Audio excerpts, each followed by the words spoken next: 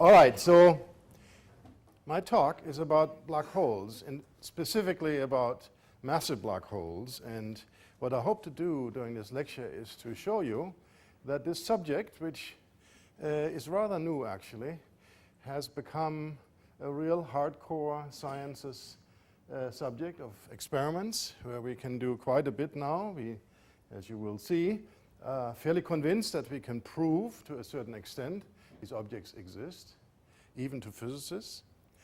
And then we hope in the next years to play with them.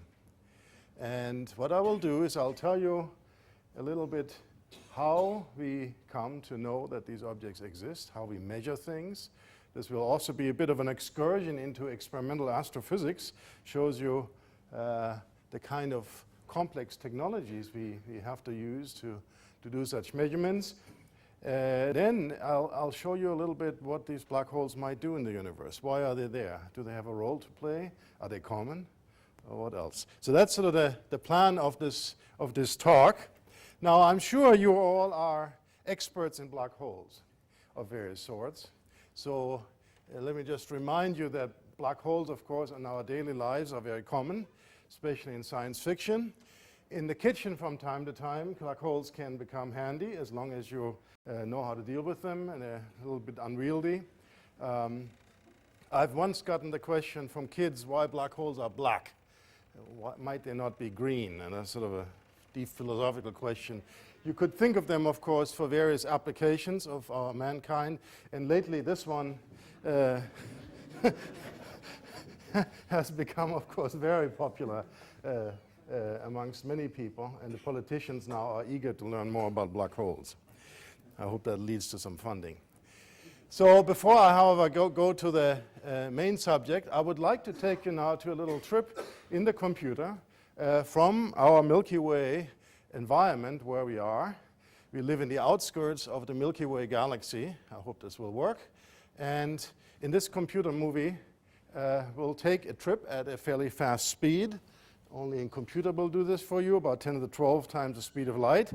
From the regions around us, you see many stars. You see gaseous interstellar clouds where new stars are forming. Our Milky Way is like many other Milky Ways, about 100 billion stars like our sun, and about 3 stars per year form throughout the entire Milky Way. Milky Way across is about 50, 60,000 light years, so it's a moderately big galaxy, but actually quite typical of sort of the mainstream kind of a Milky Way we have. Now we fly away from the Milky Way. Now you see, in fact, at the center of our Milky Way is a dense cluster of stars. We'll hear more about this later in the talk. And as we fly away from the Milky Way, you can see how close the next Milky Way system is. That's Andromeda there, M33. So these Milky Way systems are very characteristic of the island universes where stars, planets, interstellar material are located. Of course, there's also dark matter. I'll come back to this at the end of the talk. And there's all dark matter around these systems. But let's first talk about these Milky Ways. We would like to know, of course, where they come from. When were they formed? And what exactly were the processes which led to their formation? Now, over the last 20 years, many people have looked at these Milky Ways, in particular also at their cores. And there, to their surprise, astronomers found that many of these Milky Way nuclei have central mass concentrations, which, as you will see, turn out to be massive black holes. So this is a little bit as an introduction. We would like to understand how these Milky Way systems formed, how these black holes came about, and what they have to do with each other. Now, black holes, of course, is first and foremost a theoretical subject. Now, most of you will connect black holes with Albert Einstein, but actually there was a speculation already earlier than that by Reverend John Mitchell after Newton, who asked the question, suppose you take the sun, and now you make the sun smaller. Then, of course, the surface gravity on the sun increases as you make an object smaller. Newton tells you this. And so, for instance, in a Gedanken experiment where you have a rocket on the surface of the sun, if you make the sun a diameter of 3 kilometers only, much smaller than it is now, of course, then you can calculate from Newtonian physics that this rocket will have to have a liftoff speed of the speed of light. And so, in fact, already at that time, Mitchell concluded that really was not possible. Therefore, such an object, if it would exist, would not be visible to the outside. Remarkable insight. In fact, even the numbers are right. Although he did not, at the time, have general relativity available to him. So these objects were thought about at that time, but then forgotten. Forgotten until, indeed, the theory of general relativity was brought about by Albert Einstein. Now, these equations which Albert Einstein devised to describe the metric, the space-time, and the action of bodies and masses within space-time, and the dynamics, was first solved for a particular case of a spherically symmetric solution with no matter in it by Karl Schwarzschild. And in that solution, you find that the metric has a particular characteristic, which is an event horizon. I'll come back to this in a second. And that's really sort of the key element we need to know about black holes. So in a mass which a spherical symmetric mass, which is concentrated enough, has an event horizon. Now this is for an object which does not rotate. Later, 50 years later, Roy Kerr, a New Zealander, found another solution. This one for a spinning black hole. So black hole can have mass, and it can have a spin. Black hole can have a third parameter, and that's charge, electric charge. But electric charged black holes do not, as far as we know, play any role. So for all practical astrophysical reasons, you can describe black holes with two numbers only. One is the mass, and the other one is the spin. No more. Black holes don't have any shapes, so to speak, no hair, nothing, only these two numbers. Now that's a classical description based on general relativity, okay? And in the theory of general relativity, black holes have an additional property. Namely, in their centers, the entire energy or mass, if you like, resides in a single point, in a singularity, at infinite density, if you like. And that many physicists doubt is really true, because quantum effects may very likely soften this singularity. And so many people have been thinking about how to modify general relativity in order to incorporate these quantum effects. And perhaps another Einstein will come around pretty soon and will solve that, because that's really one of the fundamental issues we would like to do, to bring together general relativity and quantum theory. Now, Stephen Hawking, I'm sure, is a name many of you know. He, of course, has asked some other questions which are of some interest, although not really relevant for the astrophysical objects which I'll be discussing. Namely the question, is it really true that, as predicted in general relativity, the world inside of the event horizon and the world outside of the event horizon cannot communicate with each other? So let me just say that again. So a black hole, from the point of general relativity, is an object which has a well-defined radius, the event horizon, which scales with the mass of the object. The bigger the mass, the bigger that radius. And general relativity basically says that if you're inside of the horizon, you cannot ever communicate or cannot ever re-emerge and communicate with the outside world. So Hawking's question was, well, is that really true if you take into account quantum effects at the surface, very close to the surface? And you can think of this, if you know something about the uncertainty principle, as basically a situation where right below the surface you have a virtual creation of particles, and one particle can, because of the uncertainty principle, make it out of the event horizon. The other one goes into the black hole. And then, in fact, in the quantum world, such a black hole may radiate. In fact, it radiates as a quasi-black body. And so every black hole has another property, a temperature, but that temperature is given by its mass. And astrophysical black holes, because they're big, the event horizon is big, much greater than the quantum length, if you like, which play a role here, really do not radiate. So in case you wonder about that property of Hawking radiation, the astrophysical black holes are basically, for all practical purposes, stable objects. They can grow. They can grow if material falls in, but they do not evaporate. Much smaller black holes, on the other hand, can in fact radiate. So black holes are black. And yet I have to tell you, at the same time, and that's paradoxical, black holes can be the brightest objects you can think of. Why is that? Well, because there's the world outside of the event horizon. So if you have material falling into a black hole, on the way into the event horizon, after which, of course, as I said, you cannot communicate, material heats up because there is so much gravitational energy just outside of the event horizon. Material gets very hot as that gravitational energy gets converted into heat and then into radiation. And so if you have a lot of material streaming into a black hole, you can get a lot of radiation just from outside of the event horizon, which can make it to the outside. And that, in fact, is a very important property, as you will see next, of particular types of astrophysical black holes. And these are the quasars.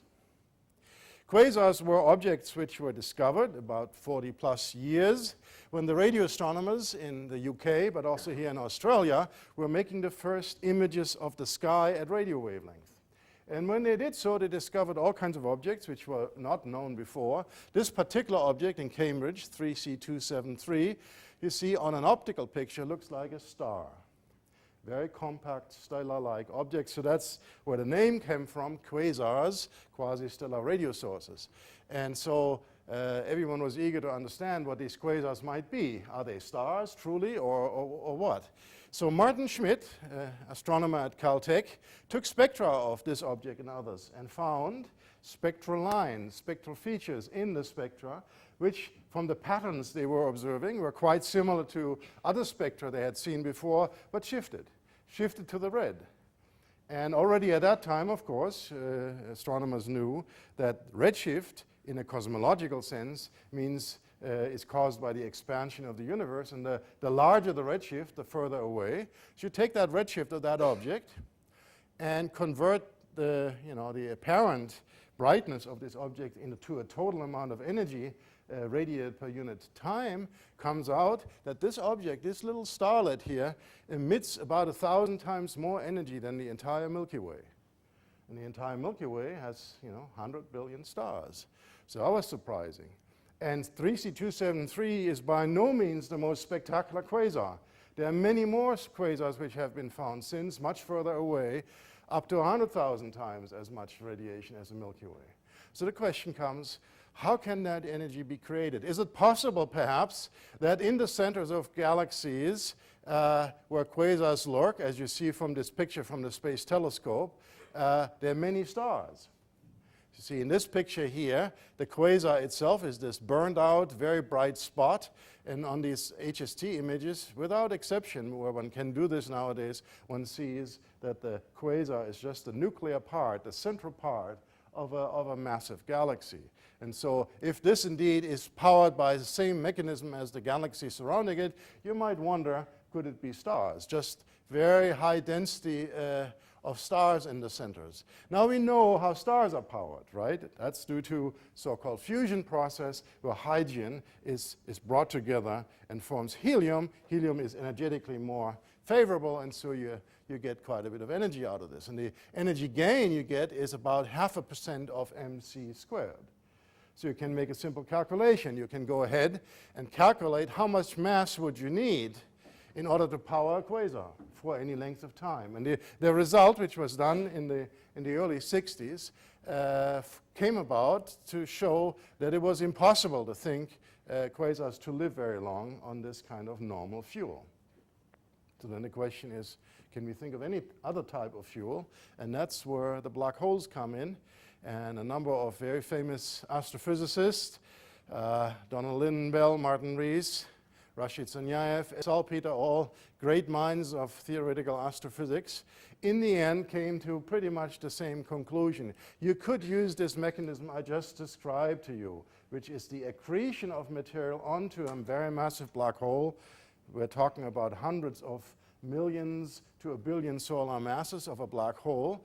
And in these accreting black holes, the energy which can be released can be as large as 0.4 times the rest energy of the infalling material. So that's almost 100 times bigger than that of fusion. Okay, so that's a much more efficient process.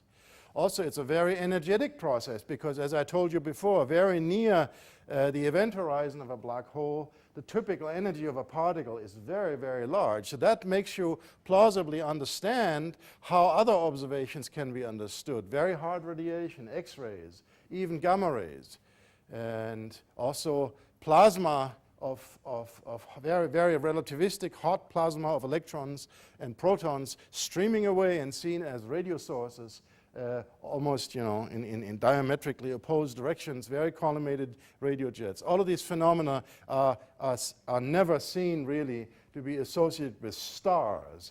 And so the explanation of these accreting black holes has been since the 80s, 70s, the standard explanation we have in astrophysics for quasars.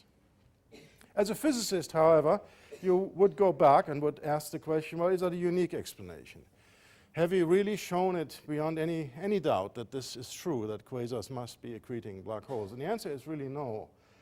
In order to show that something is a black hole, the proof really has to come from this. You have to measure the gravitational potential.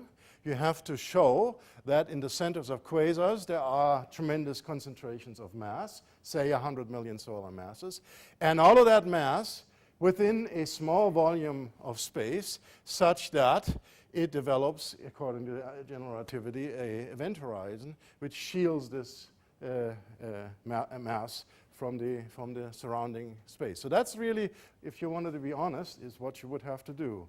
And unfortunately, I have to tell you that's impossible because quasars are extremely far away. And this kind of a measurement would not be possible with current technology, and it will take a long time actually to subsequent generations until we can do this with quasars. So we have to be a little bit more modest. We have to go to objects which are closer to us.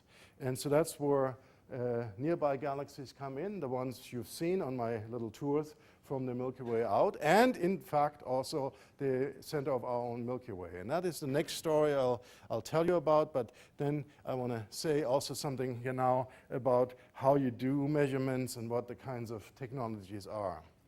So how would you measure the gravitational potential of an object? And here I would like to remind you of the work of Johannes Kepler. Okay. 400 years ago, who was given some data by Tycho Brahe of the planets moving about the sun. And as you know, we know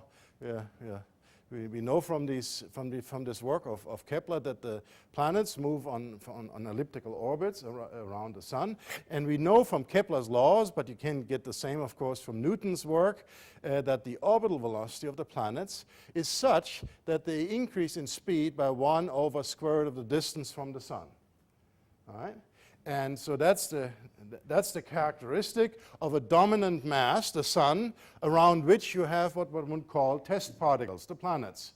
And in fact, this law holds whether or not the sun shines. So you can do another Gedanken experiment where you say, well, suppose the sun would not shine.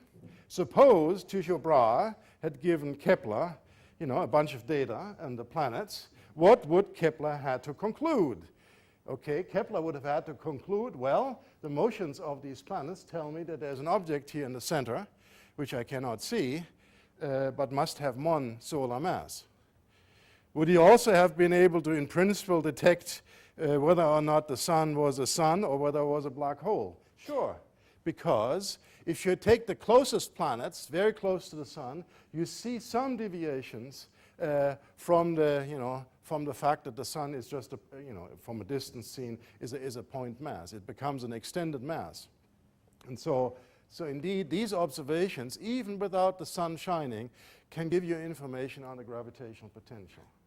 And so that's the kind of measurement we also do nowadays to test whether in the center of our Milky Way or in other Milky Way systems there are central objects with a certain mass. Now, we don't use planets. We use gas, and we use stars. So these are our test particles in the Keplerian sense. Now, the sun is 25,000 light years outside of the core of the Milky Way. Now, you're very privileged here in Australia because if you go out now in the austral winter, look up on a good night, well, you see, of course, the central bright bit of the Milky Way, the central bulge. We in Europe, we can't do that, right? Because the galactic center just comes about 8 degrees above the horizon, not much to think of. But here it's a spectacular effect. Now I should say, when you do that and you ask yourself the question, can you see the center of the Milky Way? The answer is actually no. Because what happens, if you look closely, there's all kinds of dark spots in the pictures of the central Milky Way. And that's because there's dust in the plane of the Milky Way between us and the Milky Way, 25,000 light years away. And that dust blocks essentially all the light from the innermost part of the Milky Way. So it turns out in the classical optical regime, optical wavelength, where we can see with our eyes, the light from the Milky Way center cannot be observed. And so you have to actually make measurements at wavelengths where the radiation can penetrate through this interstellar muck. And that happens easily at radio wavelengths, where in fact the Galactic Center was first discovered. Also in the infrared, which you will see, infrared wavelengths say a few times to 10, 100 times the wavelengths of light, and at X-rays, at very hard radiation, which can penetrate through the muck anyhow. So the Galactic Center is really sort of a key thing, although it's by no means a quasar. Absolutely not. It's a very small object, not much radiation emerging there.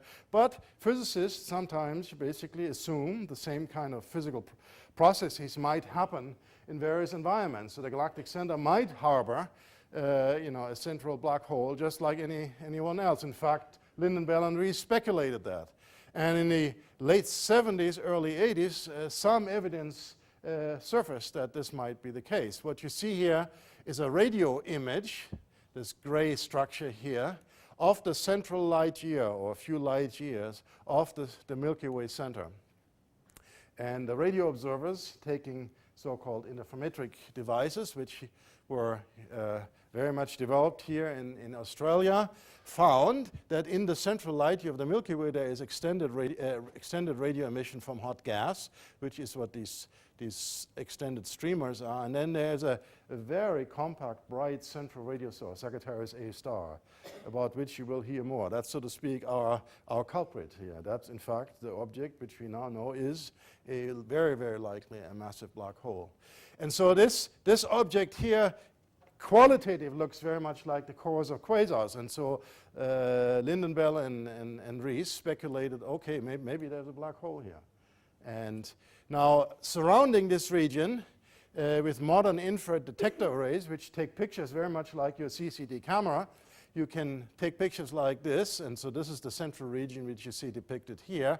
And indeed, there is a central, very dense star cluster. So the Kepler experiment in the Galactic Center, in the end, uses these stars, this dense central star cluster, to monitor the motions of stars around it, and like what I described to you about the planets, try to measure the motions and see whether Kepler law holds and whether there's a central mass concentration perhaps associated with Sag A star. Now the first who tried this was Charles Townes at the University of California in the late 70s. He, very famous physicist, he got this Nobel Prize for the invention of the laser and the maser, and then got very interested in astronomy. And he and his group made measurements during that time of this ionized gas, which you see here in the radio image.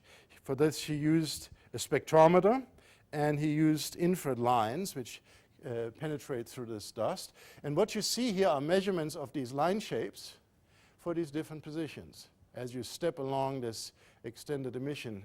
And when you look closely, obviously the shapes change. Now there's a scale down here, and that scale is velocity. So what is done here, as typical in astronomy, you interpret the changes in position, in wavelength of the line, as a Doppler effect. So the gas moves along the line of sight, and so accordingly the line shapes shift from left to right. If you look at the scale here, 200, 300 kilometers per second as you move around here, that's about 10 times the speed of the Earth around the Sun. And so now you use Newtonian physics, and you multiply that speed squared times the distance and divided by the gravitational constant. And what you find is that there's a mass in here of about 3 million times the mass of the Sun. So Townes and his group in the early 1980s, wrote several papers. I then had joined as a postdoctoral fellow, and we were pretty convinced at the time, okay, there may be a pretty hefty black hole here, because the stars which are in this vicinity are far less than 3 million. Okay, so there's a lot of mass, but no stellar light, so maybe this is a black hole. No, I should tell you, nobody believed us at the time. So it took 20 plus years. We still have the same result, as you will see, 3 to 4 million solar masses, but we know it much, much better. So that was the first evidence. And now let me just say generically, progress in astronomy often, almost always, is connected to progress in experiments. Also with computing nowadays, but of course this year we are celebrating the 400th anniversary of Galileo using technology which had then just been invented a year or two earlier in Holland, and applied it to astronomy with results which are very well known to you and which were extremely spectacular, because with new instruments often you see things which you just didn't have any chance to see before. So same is true for astronomy nowadays. We still do the same thing, although I have to admit our measurement devices, which you will see next, are a little bigger than this, okay? And they're also more expensive. We used big telescopes on the ground. For instance, as you will see, we are using the very large telescope of the European Southern Observatory in Chile. These are 4 8-meter giant telescopes.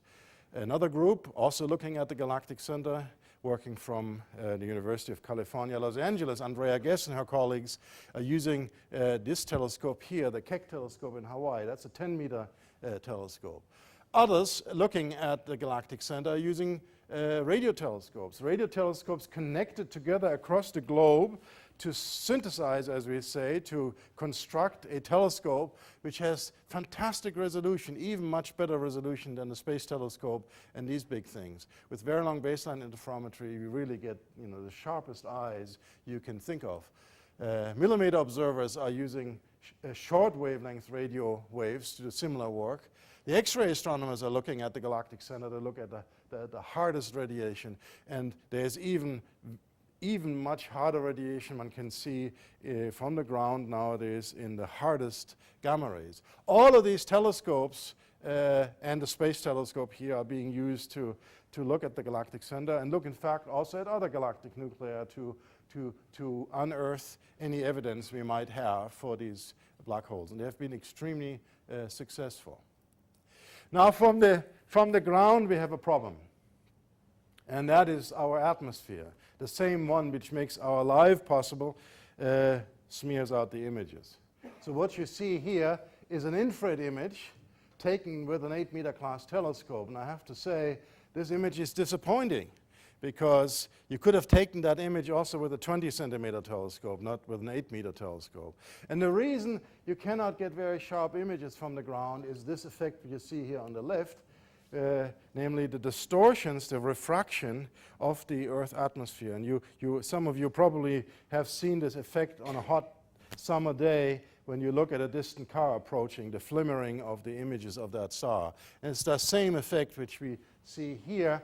The initially sharp images are distorted, and then over time, because of the wind motion in the Earth's atmosphere, the images are made unsharp. And so, in fact, we end up with images which are only about 1 arcsecond resolution. And so this is not good enough to do the Kepler experiment by any means. We have to somehow find a way to overcome the fluctuation of the Earth's atmosphere. One way, of course, is to bring a telescope in space, and the Hubble Space Telescope is a solution of this. The problem is Hubble is not very big, and it's not a very good infrared telescope. It's very good in the optical, but not so good in the infrared. The solution the astronomers have devised and are now routinely applying is called adaptive optics. It's like pulling yourself out of the swamp, if you like, okay? The swamp of the atmosphere. So what's happening? So here on the left you see how the radiation from a star, which you should think of coming from the top here at infinite distance, is entering this turbulent atmosphere. When before the starlight enters the atmosphere, the radiation you can think of as a plane wave. But when it goes through this atmosphere, this plane wave is getting distorted. both in space as well as in time, okay? And so then when you at the end of this imaging device here, put your CCD camera and you integrate for a long time, you get this smeared out image as this wavefront, does its distortions as you've seen. But of course, if you look at a star, you know that these distortions are not due to the surface structure of the stars. They are due to the effects of the Earth's atmosphere. So the pulling yourself out of the swamp now works in the following way. If you analyze this wavefront and you have a deformable mirror where you can then calculate how you have to add corrections to the wavefront such that you unbend what the Earth atmosphere has done so you get a flat wavefront, well then you basically have corrected the distortion effects of the Earth atmosphere. And so if you have a star near to an object, you can make the measurement on the star, and nearby you may have the Galactic Center or a distant galaxy or whatever you have and you make that correction. So that's the principle. And it does work if you have a bright enough star. Here's such a star, and you switch on the adaptive optics module, and you'll see that all of this speckled pattern is now collapsing and forming a very nice, beautiful image. And the experts amongst you see even this first so-called airy ring, which is due to the physical diffraction of a circular aperture. So this adaptive optics technique with modern electronics, computing, and optics really is a technology which works in principle. In principle, because you need a bright star. You need a bright star, and the star has to be close to the object of interest. And if you calculate how bright a star you need and how frequently available to you such a bright star is on the sky, you'll find that this technique doesn't very often work. And so what do you do now? Well, you make your star, okay? So the last step of this technology is then to make your star. But I'll show you that in a second. But if you then apply this technology, the results are stunning. So you see here in the seeing limited images, the AEL module switched on and off, and the improvement is about a factor of 30 in angular resolution. Okay? And maybe you also notice not only do the images get sharper, but they also get deeper. Okay, that's because the bright stars are not as much smeared out, and so you get very sharp, very sensitive images. So how do you make your star? Well, you use lasers. So that's a technology where you project a laser beam, like in a laser show, from the telescope with a separate telescope and beam it up in the direction of where you would like to observe and focus the light of that laser, which you've tuned to the wavelength of the D2 line of sodium atoms, 589 nanometers, and focus it up there at 90 kilometers altitude. Why at 90 kilometers altitude? Because it's known from LiDAR measurements that at this layer of atmosphere, there are micrometeorites get sort of destroyed, and sort of a fog of sodium atoms is raining down. And so when you focus the light up there, the sodium atoms absorb and then scatter resonantly this light from this laser beam and scatter it back to us. And so as seen from below, it looks like a little star. Okay? Looks like a little star. So this star then goes through the entire atmosphere back through to the telescope, and that we can use as an artificial beacon and as an artificial star. If you make the laser bright enough, well, and you can make it, for a very good correction, and of course you can point the laser anywhere you like, and so, you can make this adaptive optics correction. So you have to picture then modern telescopes, optical telescopes, especially in the future, not anymore in perhaps your romantic view of astronomers sitting in dark rooms, looking out at the sky and freezing. We're sitting in well-lit rooms, talking to each other, and outside there is a laser show going on. Sometimes we have to watch out a little bit that planes, when they come by, do not run into the laser beam. That is, a little dangerous, although it doesn't hurt anyone, but can blind pilots. But that's how the future will work. Okay, you don't have to worry. Certainly on the VLT here.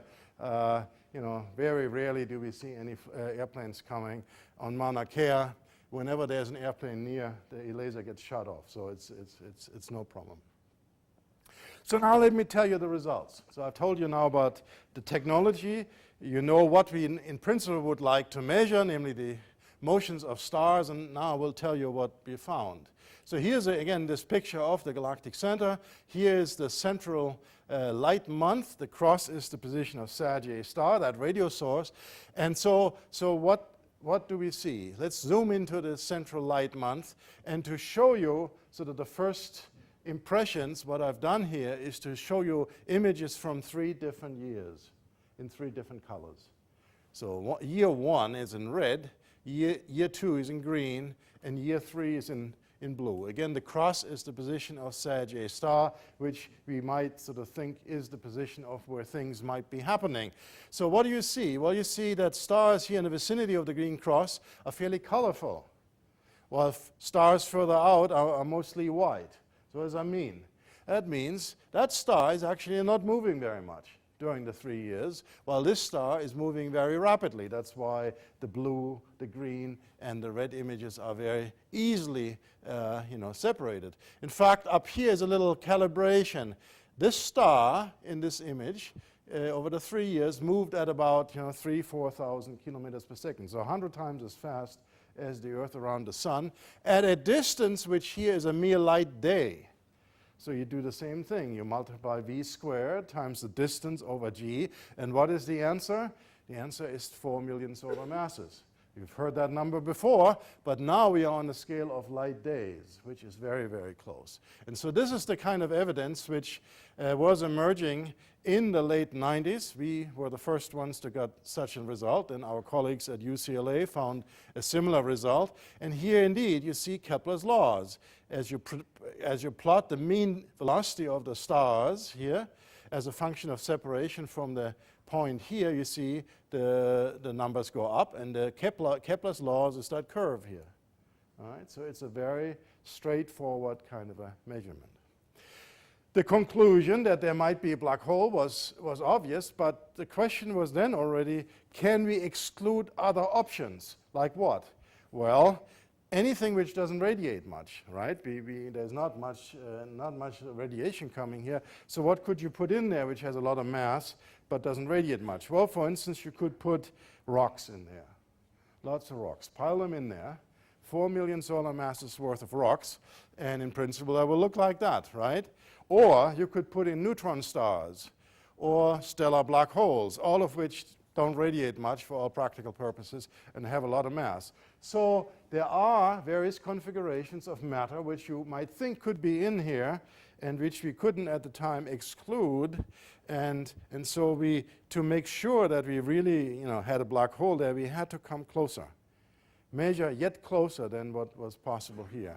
And so at the time, 10 years ago, we were thinking if we had enough patience, what we might see is not only the motions of those stars, but they would at some point move around the turn, right? Because like the planets around the Sun, the stars don't just move in straight lines, they move on orbits.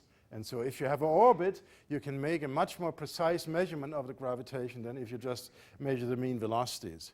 And so we were calculating how long that might take, and the answer was about 200 years. And so we said, even the best and most vigorous amongst us wouldn't live that. But then nature helped us, okay? Nature helped us, and gave us this star. So this was one of the stars we were observing. This is when we started the experiment in '92. It was up here, and it slowly made its way down here. Slowly, I mean, it was still moving pretty rapidly. But then in 2002, it really took the turn around the position of Sagittarius star, which is right in here. And at that point, we saw the motion every month, okay, from month to month, not from year to year. This is about 1 year, another year. Here it is from month to month. Then we moved back out, and it's currently up here. So the nature gave us a star, which we had no right to expect, in fact, and it's highly unlikely to be there, which had an orbit of 15 years, an orbital period of 15 years, in which, when it was at the closest point here, was a mere 15 light hours away from Sagittarius star. And in fact, Sergei star mathematically is at the focus of this ellipse, although it may not appear to you from this plot that has to do with the geometrical orientation of this ellipse. So this star here, called S2, moves around Sagittarius star like the planets around the sun. The only difference is that that sun, that object is 4 million solar masses, and that star, in fact, is much more massive than the mass of the sun. And the distance here, by the way, these 15 light hours, to give you a feeling, is about the distance of 3 times the orbit of Neptune. So that's solar system type scales. And at that point, as I said, it moved 100 times or more the speed of Neptune. And so that's a very, very clear-cut, obvious measurement of the mass of this object, and it concentrates this mass to within a very, very small volume. As you'll see, that excludes almost all other options. Now, we also measure the Doppler motion, so in total we get the full 3-dimensional structure of this orbit. Our colleagues at UCLA also are measuring this star, and these are the yellow points, and if you look closely, they are in perfect agreement. Very important in the sciences is if somebody says something, I believe I have the following result, and somebody else should be able to come along, make the same measurement independently, get the same result. So we have done that too, and so we're fairly sure that this is a bona fide result. And we don't only have one star. We are tracking thousands of stars, and we have now about 35 stars orbits, and I show you a movie now. There's Sagittarius star, there's the star S2, which we just discussed. So we can see all these stars moving at the same time from these images and from the spectra we are taking. And so they are zipping around in the Galactic Center on their orbits, which is confusing to look at, as you see. These orbits are randomly oriented in space. So it's a bit like an atomic nucleus with its electrons surrounding it in all different orbital configurations.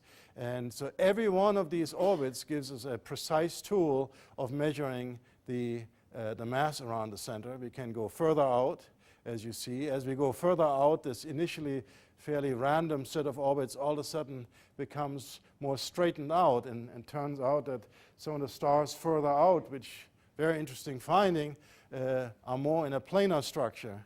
And these stars, at around a few light months, are only the inner parts of yet more stars, which I only show sort of in a sketchy way, which is a plane, a disk of stars.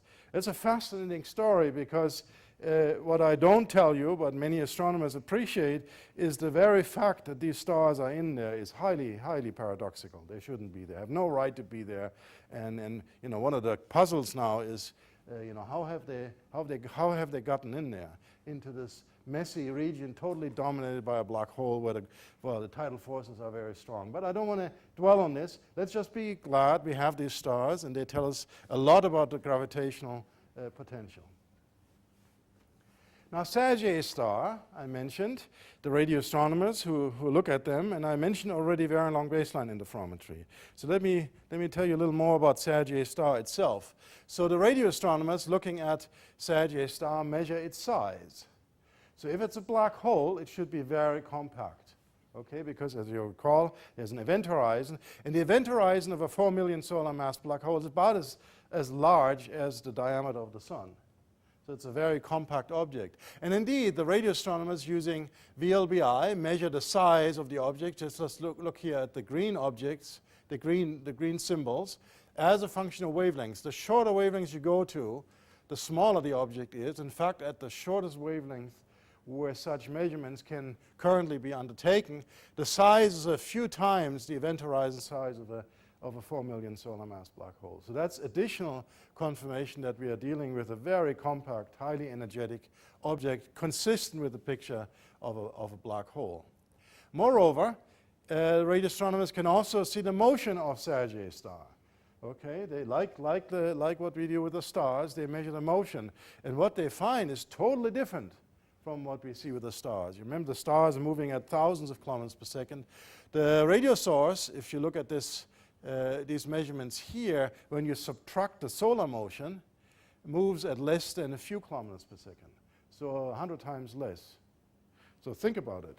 If you have in the same region of space an object which is very slow, and then many other objects which are very fast, and they interact in gravitational equilibrium, what would you expect? How is that possible, that one is very slow and the other are very fast? Well, in terms of energy, the energy is mass times velocity squared. So if something is very slow, has the same energy as something which is very fast, that means automatically its mass must be much larger. Okay? So you can calculate from this that indeed the radio source is consistent with the mass we're measuring from the motion of the stars. It has to be very massive. So all of this now means that the galactic center is our prime and best example we have as evidence for a massive black hole. On this plot here, I plot the size in logarithmic units. You see, this is a factor of 10, 100, 1,000, 10,000. And here, likewise, the density in logarithmic units. On this diagram, a black hole resides up here in the upper left corner. A dense star cluster, like a globular cluster, or in fact the star cluster in the center of the Milky Way, is on the bottom right. Okay, and everything we talked about earlier, sort of fictitious configurations of rocks which you put in there, neutron stars, etc. In principle, you could put on anywhere in here, but they don't live forever. So if you take your rocks and you pile 4 millions worth of rocks into a volume as small as what we see in the galactic center, then this configuration will evaporate and collapse at the same time after, say, 100,000 years or 10,000 years. So that's a very short period of time. That's much shorter than the lifetime of those stars. And so anything in here really cannot exist. I won't discuss this one here, but the measurements throw out all of this part of the parameter space. The only thing left is a black hole and a hypothetical but probably completely unstable configuration called a boson star. Let me not discuss this here for time reasons.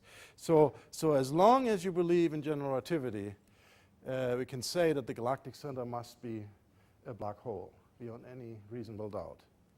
Now, being a physicist, we would like to, however, of course, have a statement like this without as long as you believe in general relativity. Can we not say this must be a black hole, period? For that, we have to measure very much closer. You will see this at the very end of the talk. Okay, suppose now you would, in fact, be convinced or persuaded that there's a black hole in the galactic center. The next question you might ask, is that sort of the only one? Are there a few more around? How typical are these objects? And so what I will tell you next is, if you think about the movie I showed you at the very beginning, what we know about all the other galaxies in our vicinity. M31, for instance. How about M31, Andromeda? Well, it does have also a central object, even more massive than our own, 100 million solar masses. And the evidence there is also very strong that it's probably a black hole. There's another object here where the radio astronomers have very strong evidence that it has about 40 million solar masses, etc., etc. Many, many galaxies. The X-ray astronomers have evidence from spectra, Doppler motions, for black holes. So the evidence is that in almost every big galaxy, people have made measurements in with suitable techniques and precision and so forth. There is evidence for a central black hole. None is as tight, watertight as the galactic center, but you know, if you believe in the galactic center case as sort of your laboratory, then this is pretty good. And what you find is that the mass of these black holes, which is plotted here on the vertical axis, again in log units, so this is 10 to the 8 solar masses, 100 million, 10 to the 7, 10 to the 6, versus the mass of the galaxy this object resides in, you see there is sort of a correlation. All right? The bigger the galaxy, the bigger the black hole. Now you might ask, well, maybe that's trivial. You know, human beings, for instance, the taller they are, generally the heavier they are. So maybe it's something like this.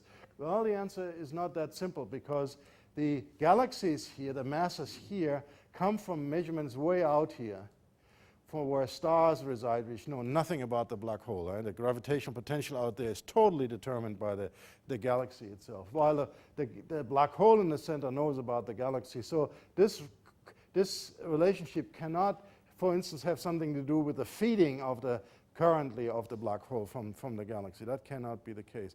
But, and that is what most people assume, it tells us something about the past, how these galaxies and the black holes are formed. So this is the next question. I've told you that they are common. Almost every big galaxy has one. And the next thing we are learning, somehow they are related with each other through a common history. And that one we can study in some detail because we can look out in space, and because the speed of light is finite, it takes time from distant and therefore distant galaxies to reach us, and therefore as we look out in space, we look out in the past. So we can check, as we look back from our current point towards the Big Bang, what happens to the density and activity of quasars, accreting black holes. And that's the red curve here. And it turns out, as we go back in time, 10 billion years ago, so, long time, 3/4 or more of the age of the universe ago, quasars were about 100 times more common than they are now. And at the same time, also the activity of star formation in galaxies, if you like, the galaxy formation activity, was also about 10, 20 times bigger at about the same time. So from this we suspect, we learn that galaxies and black holes are old objects and that they're formed more or less during the same time. Exactly which came first we don't know quite yet, but roughly at the same time. And we have even evidence for objects like this guy here, this little, reddish dot. That's a billion solar mass black hole, which was already present 800 million years after the Big Bang. 800 million years, that's nothing, okay? For us humans, it's a lot, but for galaxies, that's like, a wink. So these objects formed very early, and the question is how? Now here, we have to presently resort to ever more sophisticated simulations. So I can now not show you, so to speak, measurements from that period that we don't quite have yet, but I can show you what we can do in supercomputer simulations, where people are now simulating galaxies and their formation. And so that's where dark matter comes in, because dark matter is the most common form of matter. The baryons out of which stars are made and we are made is relatively rare. So as the universe expands, there are certain parts of the universe which are more dense than others. So as the universe expands, in these overdense regions, dark matter basically starts to clump and form over time ever denser concentrations. And it's these dark matter halos or dark matter clumps which are the sites where future galaxies form. They form sort of a gravitational trap, and baryons, gas, which is the green stuff here, falls into these dark matter traps and collects there, as you see, bumps into gas which is already in there, and forms the first galaxies, which over time, over a long period of time, billions of years, ever bigger systems, which then after 10 billion years or so, at least in the computer, begin to look like our modern Milky Way, a disk and sort of a central bulge. So that's a rough sketch picture of how galaxies form in the early universe. So how could you think of the black holes forming during that time? Now, in the earliest times, when you have this formation of galaxies, you saw lots of things bumping together into each other. And that's because the density was still fairly high. So fairly frequently what would happen is a new galaxy, this one, looks like a spiral galaxy here, and another galaxy came very close to each other and then underwent what one might want to call a cosmic traffic accident. They bumped into each other, really collided with each other, and in that process all of it got totally unsettled. The stars got flung out in part, gas got flung out, but also material got flung into the centers because the angular momentum was removed. And that's when we think black holes might get fed very, very efficiently. You bring gas to the cores of galaxies in a hurry during these galaxy collisions, or mergers as we call them. And indeed, we do see such processes in some nearby galaxies. Here's an example of a nearby merger galaxy. The green, yellow colors is sort of the stellar system, which is disrupted after all of this. And the blue dots here are two obviously very bright quasar-like black holes which come from the two galaxies which bumped into each other, and both are fed in this process.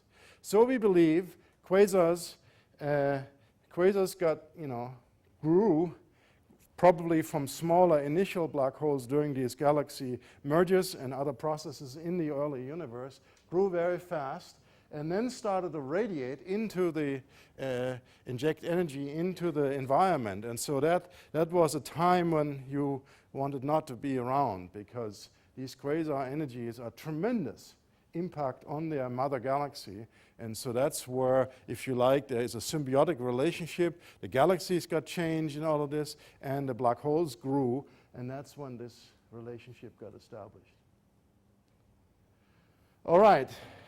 My last little topic before finishing is then the question what we might do next. And I've already alluded to the question that we would like to play with black holes. We would like to play with black holes for once in order to make the piece of evidence in the Galactic Center and elsewhere yet stronger, because we want to make a statement about material right in the vicinity of the event horizon. That's one thing. The other thing is we would like perhaps to test general relativity in this regime, a very fundamental physical measurement.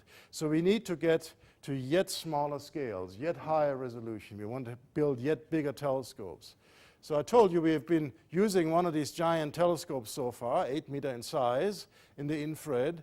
What we want to do next is we want to connect optically these 4 8-meter telescopes together, and thereby creating what you might call a telescope of 200 meter in diameter, okay? Because you interfere the light from that telescope and that telescope and that telescope and that telescope, you get very, very sharp images. And in that way, we hope to get very, very high resolution so that we can even resolve the event horizon.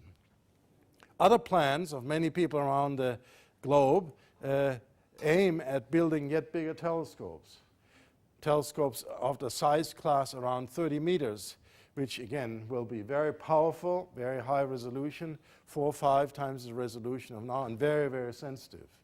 The radio astronomers will push to shorter and shorter wavelengths. You saw that plot where I plotted the size of the Sagittarius A star radio source getting smaller and smaller. So if you measure the shortest wavelengths very well, you might be able to make a picture, if you like, of the radio emission and see the shadow of the black hole. That's what the radio astronomers are aiming for in the next years. And the X-ray astronomers are trying to build yet bigger telescopes so that they can do time-resolved spectroscopy of the relativistic gas around black hole event horizons, so that they, again, take it apart, make a tomographic construction. So really, that era, which we hope will be happening in the next 10 years or so, should give us black holes as a tool to, for instance, test general relativity. In the Galactic Center, a resolution of 10 microarc seconds is in fact the size of the event horizon, and then we can see this strange world of gravity which distorts, where light is bent around corners, etc., which general relativity predicts for us. So the last 10, 20 years has shown that black holes exist. I talked about massive black holes. There are also stellar black holes, which I didn't say much about, and that they have a role to play, in fact, and a role in the evolution of galaxies. That's I would say, a fascinating story of the last time, and I thank you very much for your attention and listening to my talk. Thank you. A couple of years ago, there were reports of observations of black holes in the center of a couple of global clusters. Yes. Is that firmed or gone away? I would say it's a tantalizing piece of evidence. It's not firm. It has something to do with the fact that actually it's very difficult in a globular cluster, surprising perhaps, to come as close as you need to the very center, because it has something to do with the density of stars not being so high. But indeed, it would not be at all surprising if there were black holes there. They would be of smaller mass than what we were talking about. We're talking about 100 to a few thousand solar masses. I would say I would not be surprised if they're there, but the evidence we have is not yet convincing.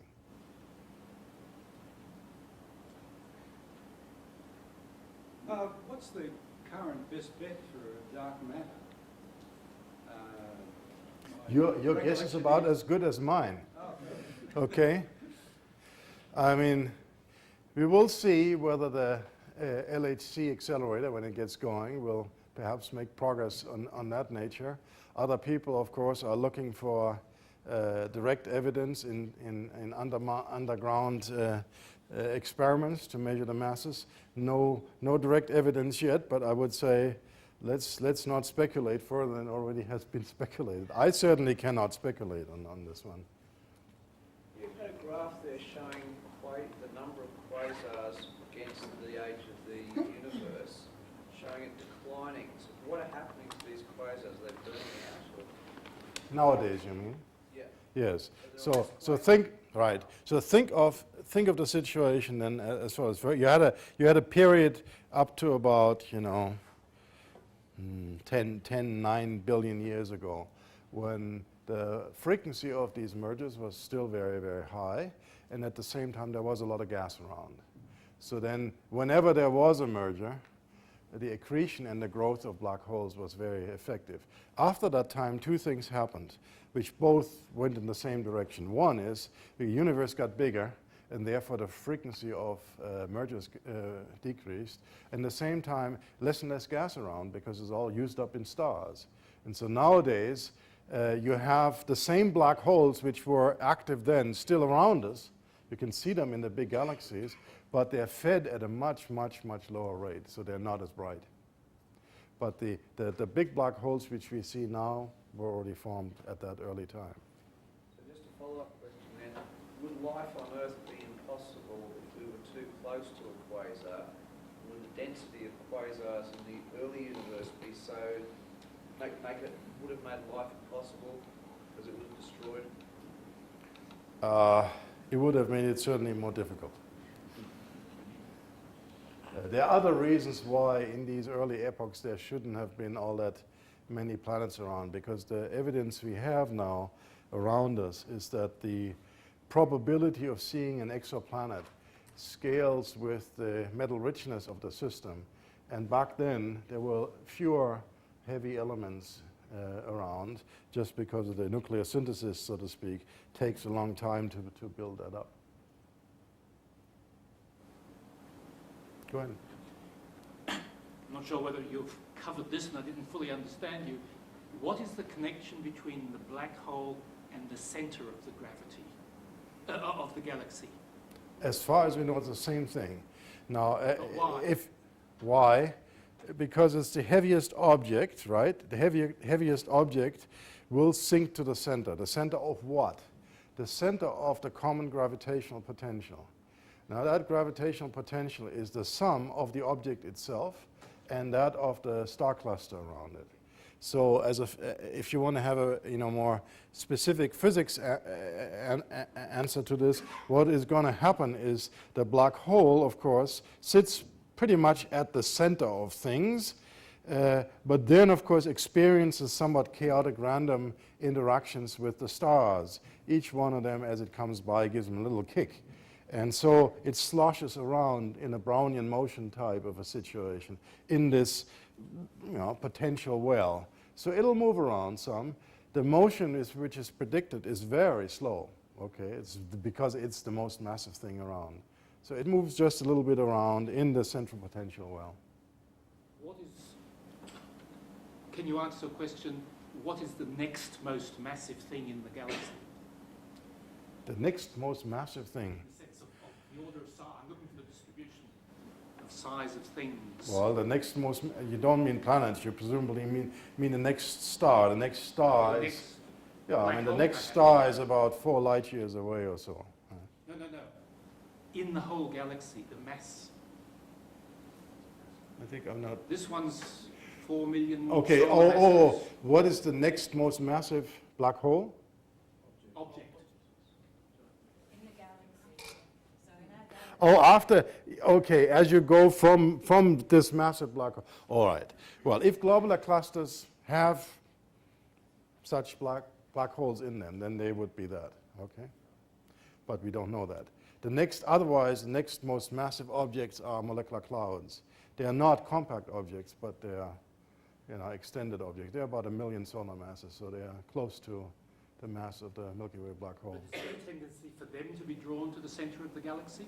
Yeah, can be. In fact, of course, as mostly in astrophysics, the angular momentum is the key element. Whether you want to form stars, black holes, galaxies, anything, angular momentum has to be conserved. And so, if you're a molecular cloud or a star or anything like this, which is sort of in an equilibrium orbit around a galactic center at some distance, and in order to come in, you have to lose angular momentum. For instance, if you collide with another guy, and that, in fact, is when, in modern galaxies, when there is no merger going on, probably black holes flare up.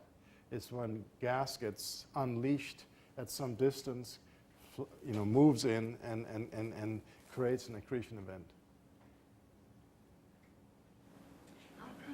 If objects near the massive black hole get sucked into the black hole with such great density that tiny bits of light escape, which become the quasars, is that right? Yes. And well then, doesn't it mean that matter somehow can it ever escape out the other end into a different dimension? No. It just, as a result, the black hole grows. Okay. So if one solar mass of a star or a gas cloud falls into a black hole, then the black hole gets more massive by more or less this one solar mass, minus the amount of radiation which has escaped before. But it's, basically the black hole grows. So is the multiverse just popular science? Is that all it is? Yeah. As far as I'm concerned, I'm a simple-minded experimental physicist, yeah.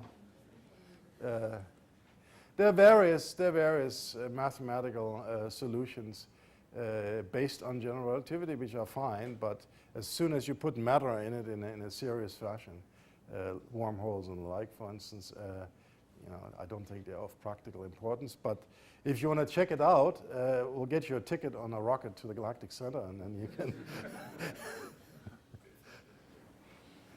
Yeah, I think we've got time for just one more question, so There's one up here. Is there any evidence for black holes in either the Large Magellanic Cloud or those surface brightness galaxies? No. In fact, that's a very interesting question. But one has to say that in these low-mass systems, the measurements, relatively speaking, are much harder to make. So, not in every case is it a crystal clear kind of an evidence, right? Because it's very hard to see these black holes. So it's hard to see low-mass black holes near and far. It's also hard to see very massive black holes if they're very far away. So there's sort of a certain range in mass and distance where you can make these measurements presently. well, I hope everybody's enjoyed this.